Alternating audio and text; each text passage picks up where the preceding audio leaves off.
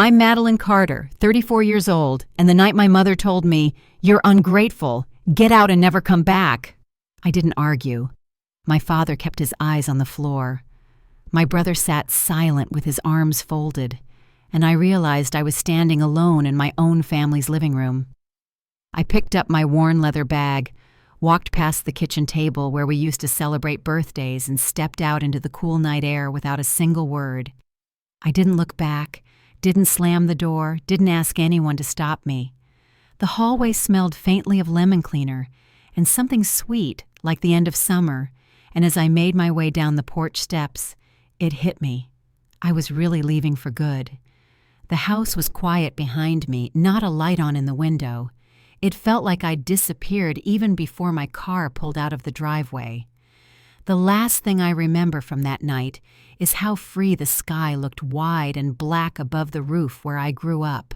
Before I go any further, let me know in the comments if you've ever reached a point where family just let you go, and don't forget to subscribe if you've had to walk away to find your own peace.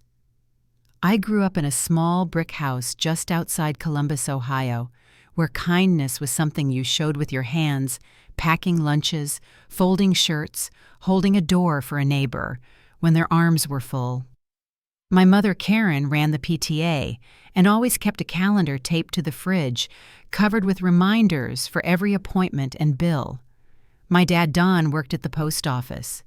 He came home smelling of rain and sorting dust quiet, except for the evenings when he'd play checkers with my brother Joel or read the newspaper at the kitchen table. We weren't rich, but we had enough.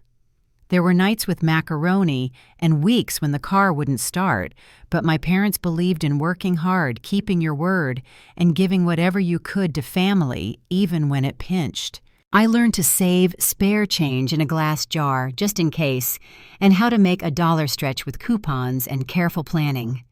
Joel was 2 years younger, restless, easygoing, always a little bit lost in his own world. Mom used to say I was the steady one, the one she could count on, but steady has a way of turning into silent. Somewhere along the line, I became the one who picked up the slack without asking for thanks. I stayed late at my after-school job to help cover groceries, studied hard to keep my scholarships, and learned to swallow disappointment when Joel's mistakes got gentle excuses while my own got a quiet frown. If the washing machine broke or the electric bill went unpaid, I was the one they called. My mother would say, "You're so responsible." Maddie and I wanted to believe that meant I was loved for who I was, not just what I could do. As the years passed, the line between love and obligation blurred. I watched as my brother drifted home again and again, lost jobs, and started over while I pressed on working, saving, never asking for help. I moved out at 23, but never really left. There was always another phone call, another emergency, another time when I was needed more for my paycheck than my company. I didn't realize how heavy it had all become until the night of that family meeting. When I finally walked out, leaving everything familiar behind, I thought I'd feel hollow or angry, but instead, there was only a hush like the calm before a storm. That was the night everything changed. I didn't know then that silence would say more than words ever could. I remember the first time I realized my place in the Carter family wasn't quite what I'd always hoped.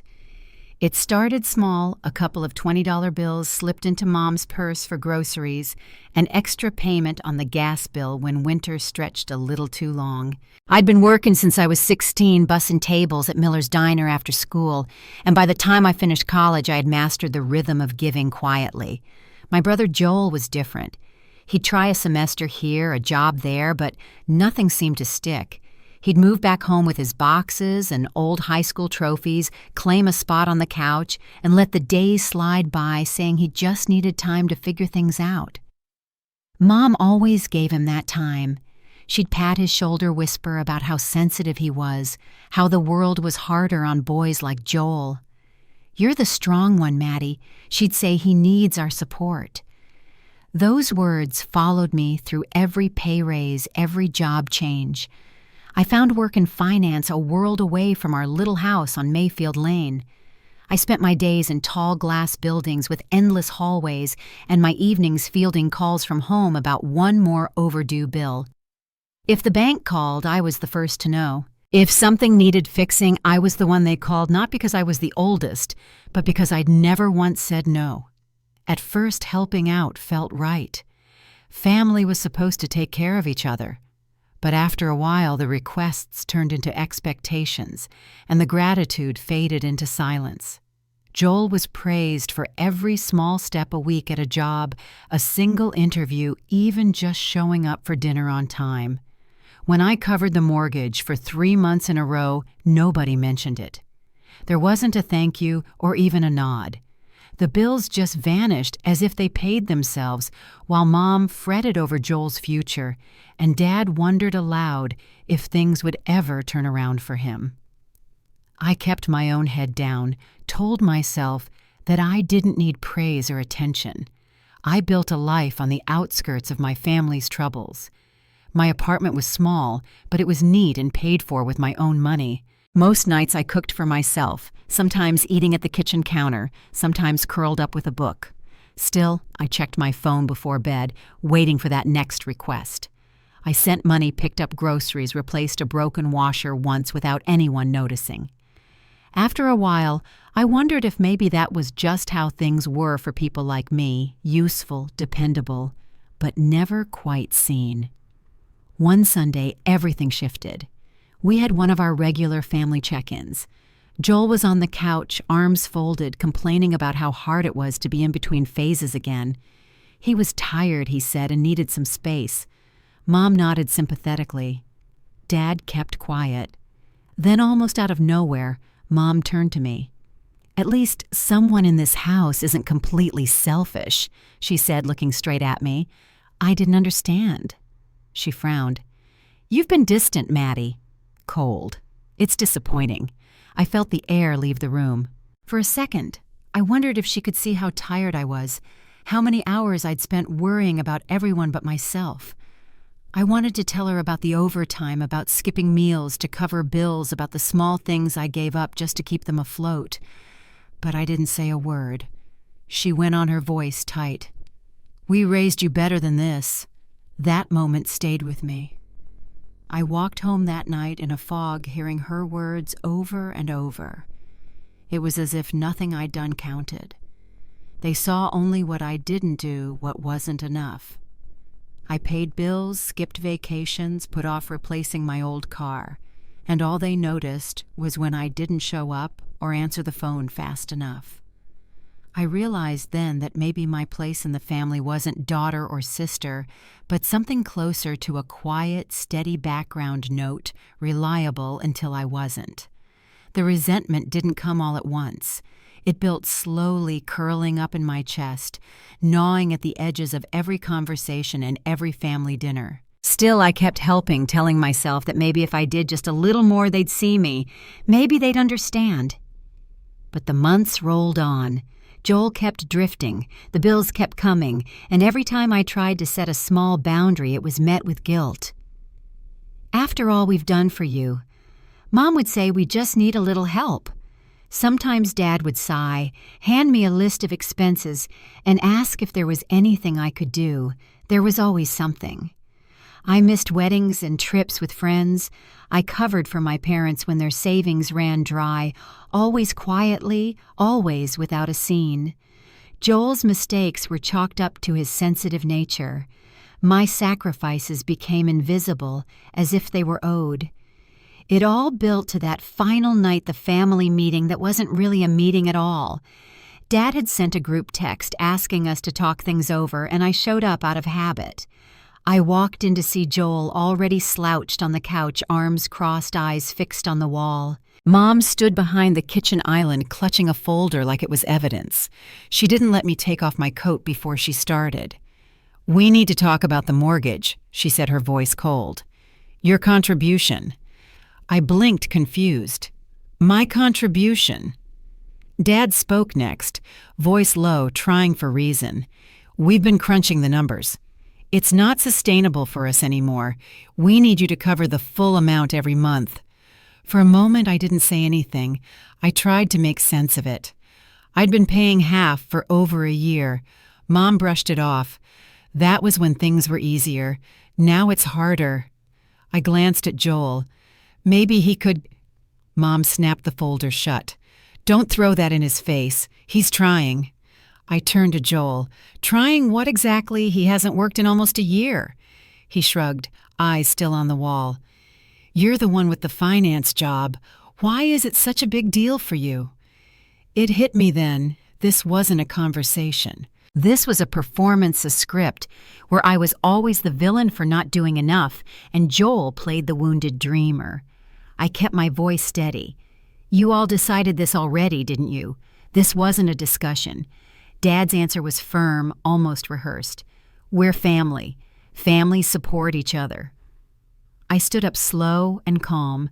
Families don't guilt-trip the person keeping the lights on while the other one plays Xbox all day. Joel rolled his eyes. "You always make it about money and never about responsibility." My patience finally slipped.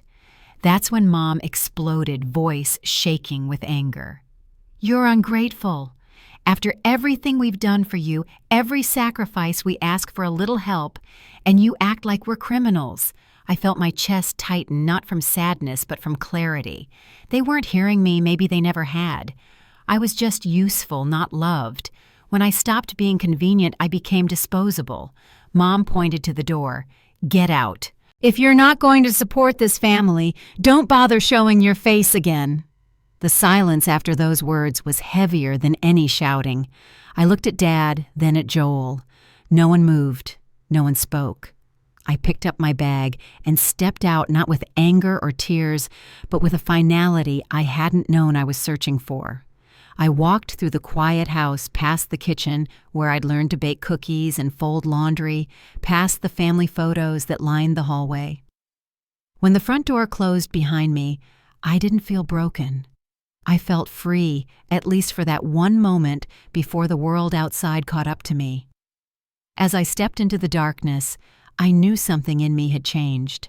The home I'd tried to save wasn't really home anymore. I didn't know what tomorrow would bring, but I knew I wasn't going back. And somewhere in the stillness, I could sense the first ripple of what would come next. The first few days after I left the house were the quietest I could remember. I stayed with a friend, Sarah, whose apartment was 2 floors above a corner bakery that started baking before dawn. The mornings were filled with the smell of fresh bread and coffee drifting in through the window. Sarah had cleared a space for me in her guest room, a small space with a creaky bed and a faded quilt. I slept better than I had in years, waking up to sunlight instead of the sound of my phone buzzing with another request from home. I'd always thought that kind of quiet would feel empty, but instead it just felt new. After a week, I signed the lease on a tiny place of my own, a 1-bedroom with squeaky floorboards and blinds that didn't quite reach the windowsill. The rent was manageable, and there was enough space for my books and the blue recliner I'd picked out years ago at a thrift store. I found myself cooking simple meals and sitting by the window at night just watching the lights of the city and letting the stillness settle around me. Sometimes I'd catch myself waiting for my phone to light up for my mother's name to appear with a message asking about bills or groceries or Joel. But the phone stayed quiet. No calls, no texts, not even a short note from my father. I went to work as usual, finishing reports, answering emails, sharing small jokes with the people in my department. One afternoon, my coworker Teresa brought in a slice of chocolate cake and left it on my desk with a little napkin folded underneath. I hadn't realized how hungry I was until that first bite. For the first time in months, maybe years, I laughed at someone's joke and didn't feel like I was letting anyone down. My evenings were spent catching up on things I'd put off for too long, reading a library book, paying off a credit card, making a list of places I might want to visit when I took some time off. My therapist said I was setting boundaries, but to me it just felt like learning how to take up space in my own life. Still, the silence from my family lingered in the background. I caught myself checking my phone at odd hours, expecting an apology or even just a question about how I was doing. But there was nothing. Each night, I would go through the motions, dinner dishes, a few quiet minutes with a crossword puzzle, then slip into bed and listen to the city humming outside. There was a part of me that waited for the guilt to hit the way it always had before, but instead, there was just a kind of steady calm. Weeks passed. I found myself feeling lighter, breathing deeper, moving through my days without that constant weight in my chest. I'd walk to the little grocery store around the corner and pick out apples and good bread, reminding myself I could buy what I liked now, not just what was on sale or what someone else needed. At work, I signed up for a volunteer project and started joining a few colleagues for lunch in the break room instead of eating alone at my desk. Each small act felt like a quiet rebellion, a way to claim space in a life that had always been crowded with other people's needs. On Tuesday morning, exactly 3 weeks after I left, my phone finally buzzed. I was making coffee, the kind with real cream, not powdered.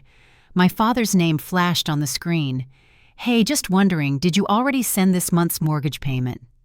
There was no, "How are you?" or "We miss you." Just a question about the money, as if nothing had changed. I stared at the message for a long time, holding my mug in both hands. I could almost hear his voice, calm and matter-of-fact, pretending it was just another month. I set the mug down, watched the steam curl into the air, and then finally typed out a reply. "Oh, I thought I wasn't welcome anymore." The response was immediate. 3 dots, then a string of messages from both my father and Joel, and a long, breathy voicemail from my mother. The words tumbled in panic, guilt, anger, accusation. "We need your help, Maddie. The bank called. They're threatening foreclosure," Joel chimed in. "Next way to destroy the family just to prove a point." The guilt was back, familiar and sharp, but I let the messages sit, reading them over without replying. The phone kept buzzing, but I didn't reach for it. Instead, I poured another cup of coffee and sat by the window watching people rush to work below everyone with their own problems, their own stories. The longer I waited, the clearer things became. My family didn't care that I was gone. They cared that my money had left with me. That realization settled over me like a heavy blanket, but I didn't let it pull me back under. For the first time, I chose not to respond right away. My mother sent message after message, each one sounding more frantic than the last. "How could you do this to us? The house means everything to your father and me." There were voicemails with tears, voicemails with anger, and one long stretch of silence after she tried to guilt me into feeling responsible for the mess they'd created. But each message just made it easier to see the cycle I'd been caught in for so long: push, pull, guilt, apology. I went back through my bank statements, scrolling through each transfer I'd made. Mortgage payments, utility bills, grocery runs, thousands of dollars sent over months and years. I sat at my small kitchen table, pen in hand, making a list of everything I'd given. The numbers told their own story. I closed my eyes and breathed deeply. The space around me was still, and for once my thoughts were quiet too. Joel sent one last message. "You're being selfish." I read it twice, then typed a reply, simple and direct. Not my problem anymore. The phone rang again, but I let it go to voicemail. I wasn't ready to talk. Not until I had a better sense of where things really stood, not just for them, but for myself. That night, I lay in bed listening to the city outside, headlights sweeping the walls, sirens somewhere in the distance. The silence wasn't empty anymore. It was full of all the things I had set aside for years. I made a promise to myself to find out the truth, to stop letting other people's panic run my life. I slept soundly, knowing tomorrow would bring its own challenges. In the morning, I woke to a soft gray sky and a feeling of quiet determination. I picked up my phone and looked at the string of unread messages, then put it back down. There was a calmness in my chest that I hadn't felt in years. I got dressed, packed my lunch, and headed out the door ready to face whatever came next, knowing the next call or message would be another test. But this time, I was determined to answer differently. I woke up the next morning with sunlight spilling across the floor, the quiet around me feeling steady, not empty.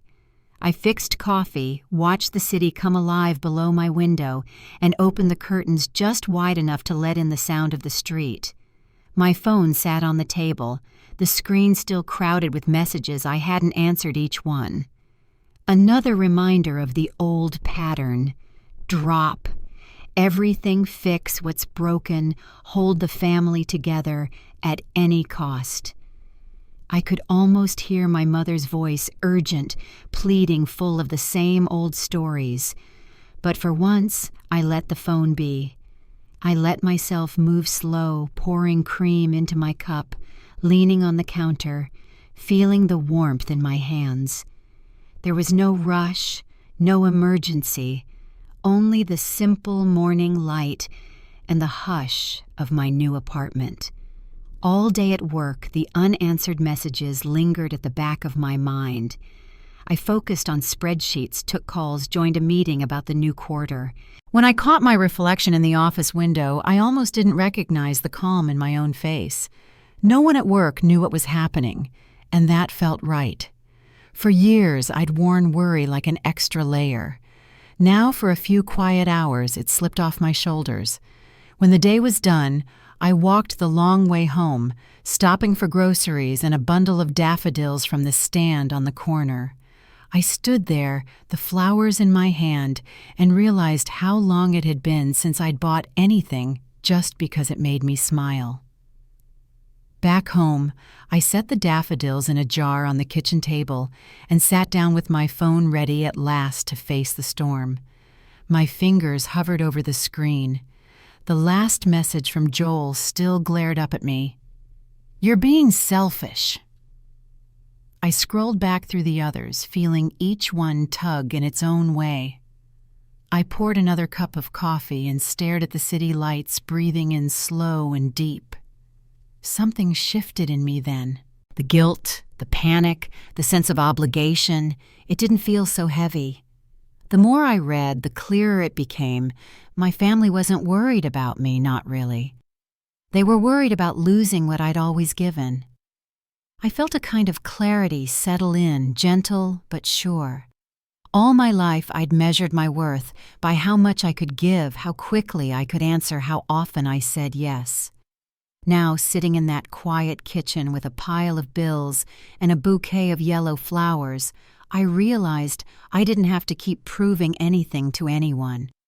My value didn't come from what I could provide. I picked up my phone and typed a message, simple and true. Not my problem anymore. The words felt final, but not cruel. I hit send and set the phone down. It buzzed again, but I didn't answer. I stepped out onto the balcony, letting the cold air settle around me, letting my shoulders drop. The city moved below, steady, busy, full of people chasing their own lives. I watched the lights blink on in the windows across the street, each one a story I didn't know. For the first time in years, I wasn't holding anyone else's panic. The relief came slow, but it came.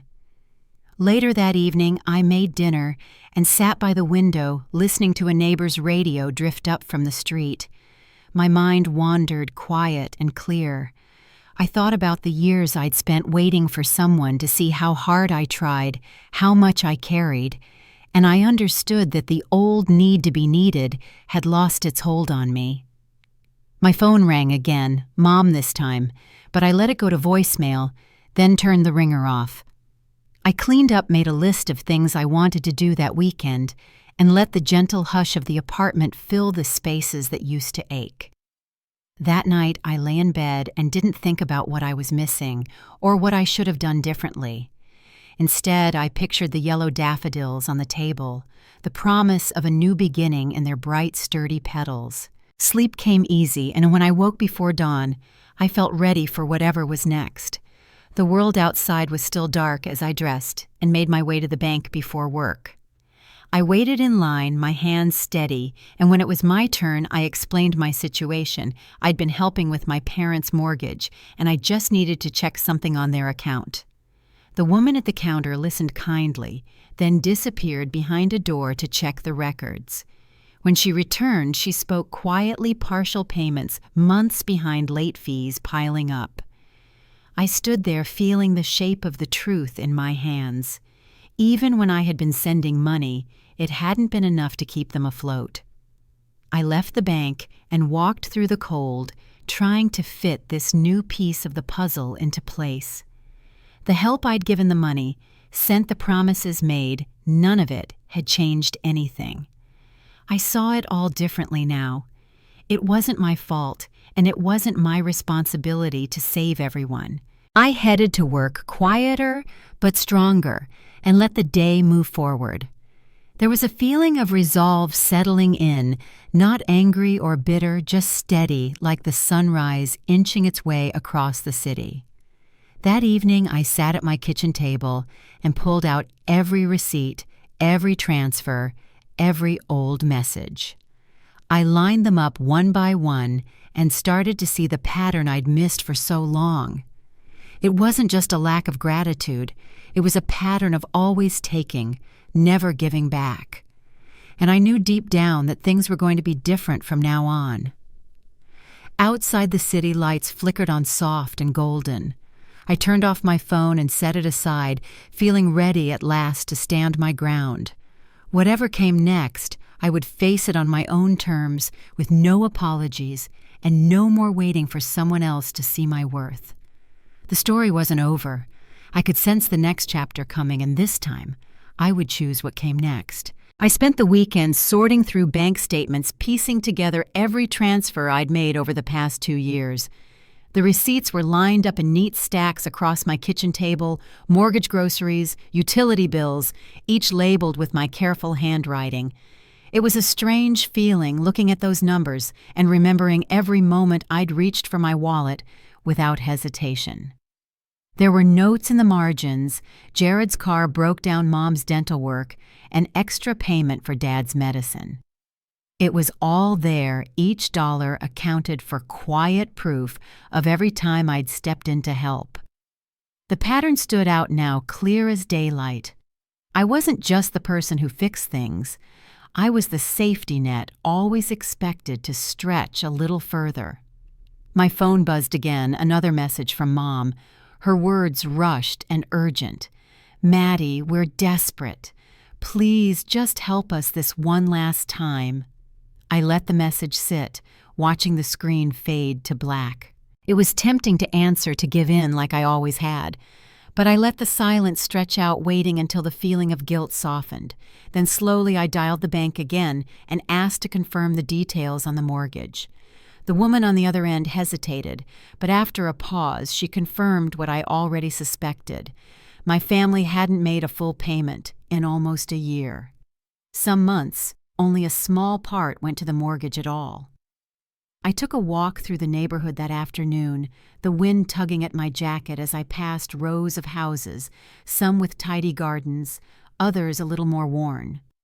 I thought of the home I'd grown up in, the porch light that used to welcome me back, and wondered where all that money had gone. When I got back to the apartment, I called my mother.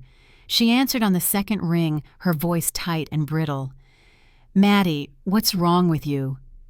You can't just walk away." I waited, listening to her breathe, and then asked quietly, "Where did all the money go, Mom?" There was a pause, then a flurry of excuses. Groceries, repairs, Jared's emergencies. I listened, the words tumbling over each other. The story didn't add up, not when I remembered seeing Jared's posts about new car speakers and Mom's weekends at the spa. I stayed calm, letting the silence hang between us until she ran out of words. "You expected me to keep paying, no matter what," I said, my voice even. And now that I've stopped, everything's falling apart. My father's voice came on the line softer, almost pleading. Maddie, just this month.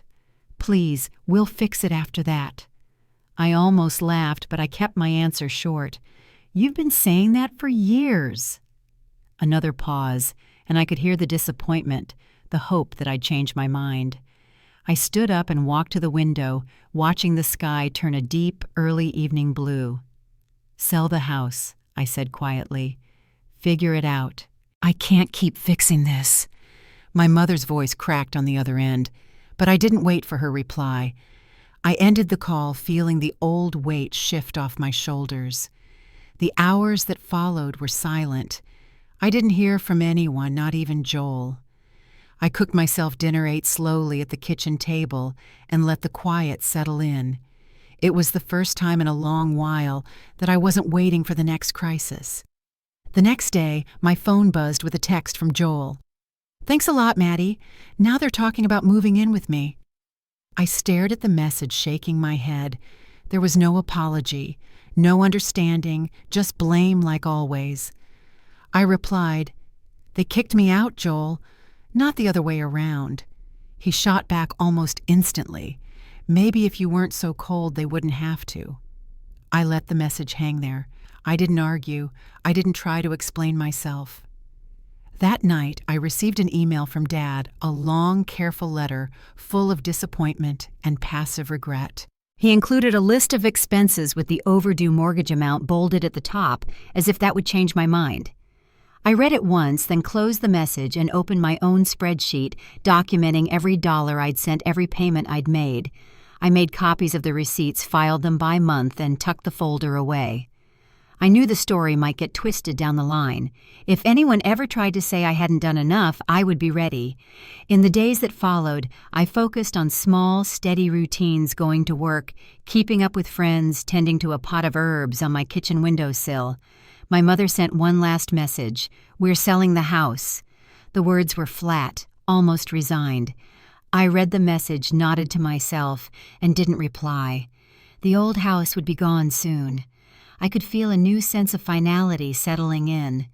The next chapter was coming, and I wasn't afraid to meet it. That weekend I went to the farmer's market, walked through the stalls of flowers and apples, and breathed in the cool morning air.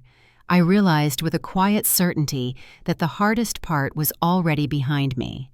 Whatever my family decided, I knew I'd made my choice. And for the first time in years, I was ready for what came next. After that last message about selling the house, the days settled into a new kind of stillness. My phone barely buzzed. No voicemails from Mom, no late-night texts from Joel, not even the usual forwarded jokes from Dad. I woke early each morning, opened the curtains to let in the soft sunlight, and let the hush fill my small apartment. It was quiet in a way that felt unfamiliar, but not unwelcome. I kept busy with work and errands, finding comfort in small routines, a fresh pot of coffee in the morning, the slow shuffle of mail through my hands, the gentle hum of neighbors moving about in the hallway. One afternoon, Joel broke the silence. He sent a short, sharp message. Thanks a lot, Maddie. They're moving in with me. Hope you're happy. I paused, reading it twice. It didn't sting the way I expected. I replied, They kicked me out, Joel. I didn't ask for any of this. He shot back, Maybe if you weren't so cold, they wouldn't have to. I let the words sit on the screen. No reply this time. The old pattern of guilt and blame didn't land the same way anymore.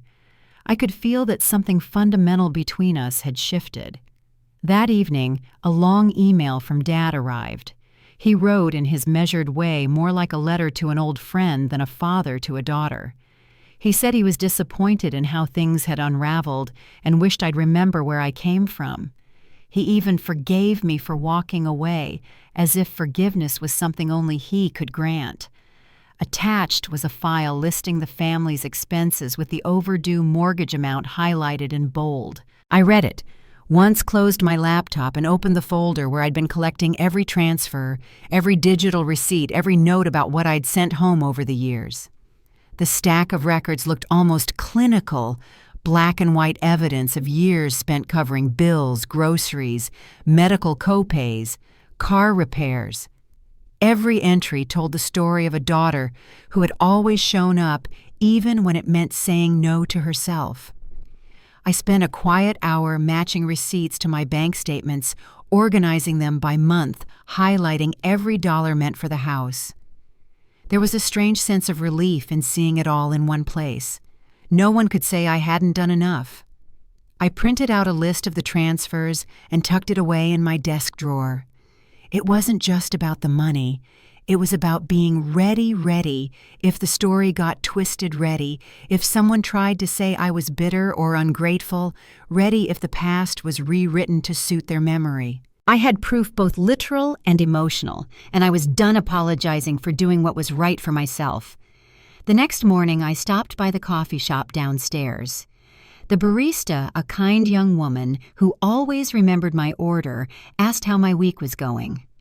I smiled, thanked her, and carried my coffee out onto the street. I found myself noticing the crisp air, the yellow leaves skittering across the sidewalk, the way sunlight spilled over the awnings. It was a new season, and for the first time, I wasn't waiting for anyone's approval to enjoy it. Later that day, Mom texted again. Her message was short. "We're selling the house." There was no greeting, no demand, just the truth. I read it feeling the finality of those words. The old home would soon be just a memory, and my family story would move forward with or without me to patch the cracks. Evenings became gentle rituals, cooking for myself, tending to my little herb garden, listening to music on the radio. Friends checked in, and I let them. I invited Sarah over for tea and apple pie on Saturday, the first time I'd hosted anyone since moving in.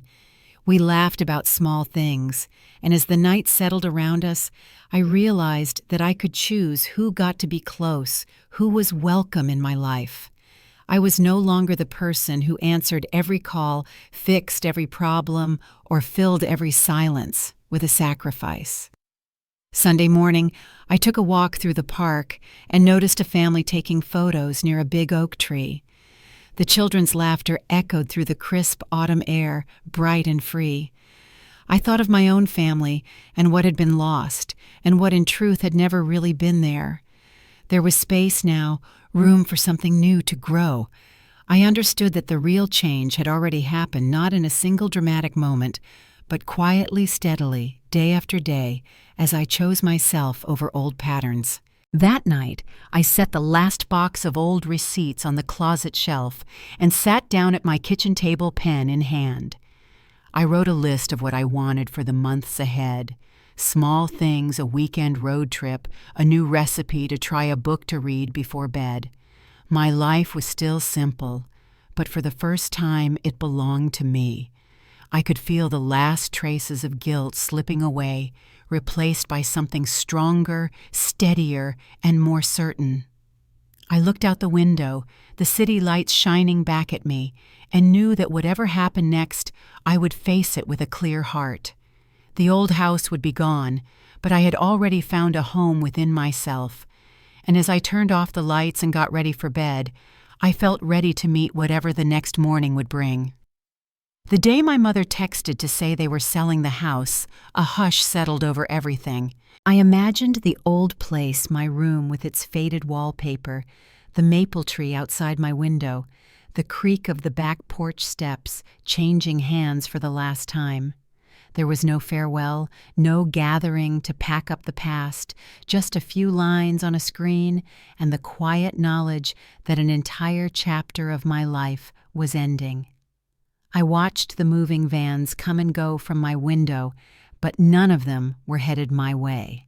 I found out through a distant cousin that my parents had rented a smaller place near Joel's apartment, closer to the highway, with less space and fewer memories. They didn't call. I didn't ask. It was all finished before I ever drove by to see for myself. I thought I might grieve that some hollow ache would follow me through the days, but the loss felt light, almost peaceful. The house had long ago stopped feeling like home. The walls that once echoed with laughter and holiday songs were just walls now stripped bare and silent. I moved through my routines, noticing the absence of guilt, the way my steps seemed easier. I started taking evening walks circling the neighborhood, while the last warmth of the day lingered in the air.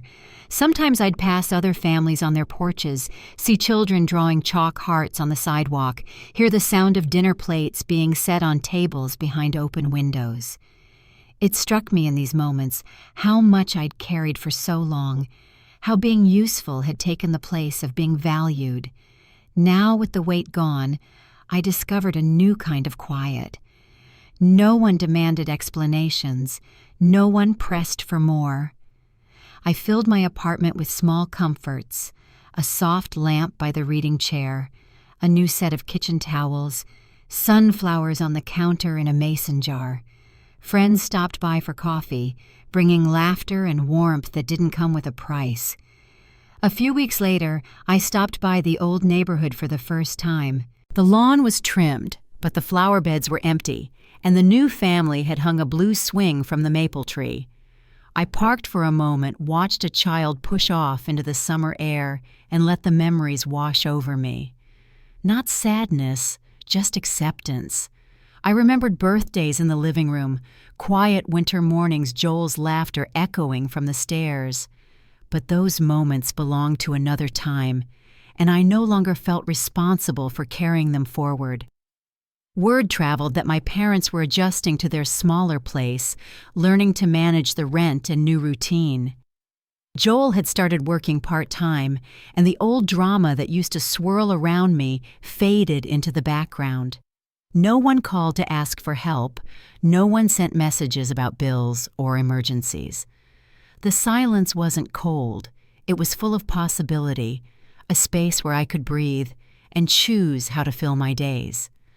On Sundays, I cooked dinner for myself, setting the table with my favorite dishes and a single candle. Sometimes I invited Sarah or Teresa from work, sharing food and stories without obligation.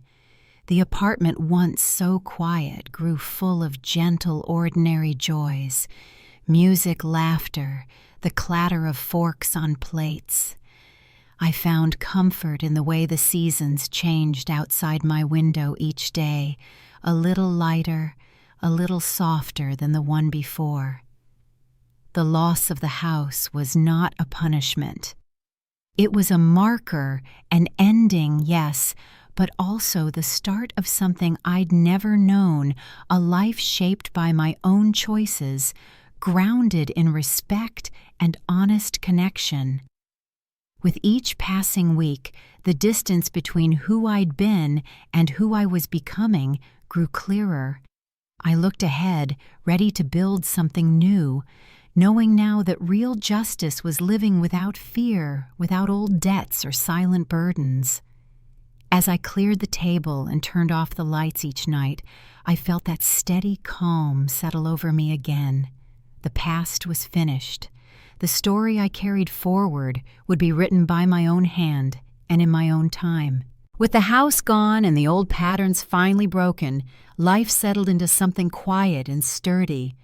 I woke each morning to a space that was fully my own, without lists taped to the fridge or urgent voices calling me from the next room. Instead, there was sunlight on the wall, the hum of traffic a few blocks away, and the simple, gentle certainty that I didn't have to rush for anyone but myself. In small ways, I learned how to build a life rooted in respect and calm. A friend dropping by with soup on a cold night, a neighbor waving from her porch the barista downstairs who knew my name and smiled each morning. These moments became my new foundation, soft and steady proof that real family is built on kindness, freely given, not debts collected or roles assigned. Sometimes in the quiet of the evening, I'd think about the old house and everything I left behind there, the noise, the struggle, the constant push to prove I was enough. I didn't regret walking away. What lingered was a sense of peace, a realization that dignity and love are never earned by how much you give up, but by the boundaries you honor for yourself. I stopped wondering if I'd been too harsh or too distant. I understood at last that letting go was an act of care for myself and even for the family who had never really seen me. Without me as their silent safety net, they learned to stand on their own, and I learned to choose myself without apology. Over time, I found joy in the little rituals I'd created. Sunday mornings with fresh coffee and a book, afternoons spent wandering through the farmers' market evenings when laughter filled my living room without a trace of old worry. My circle grew friends who listened, co-workers who showed up when it mattered, and even strangers who offered small kindnesses that meant more than they could ever know. I realized, too, that my story wasn't unique. So many people carry burdens they didn't choose, quietly holding up families or friendships that take more than they give. But in stepping away, I discovered something better: freedom and the strength to write a new story on my own terms. If there's one thing I've learned, it's that saying no doesn't make you unkind, and walking away from what hurts you is an act of courage, not cruelty. Justice isn't always loud or dramatic. Sometimes it's found in the steady, quiet rebuilding of a life that finally belongs to you. We don't owe anyone our happiness, and sometimes the most loving thing we can do is let go. If my story touched something in you, I hope you'll share it with someone who needs to hear it. And if you're ever at a crossroads, wondering if it's too late to start over, or if your worth depends on what you give, remember this: you're enough just as you are. Thank you for listening, and take care of yourself wherever your own story leads.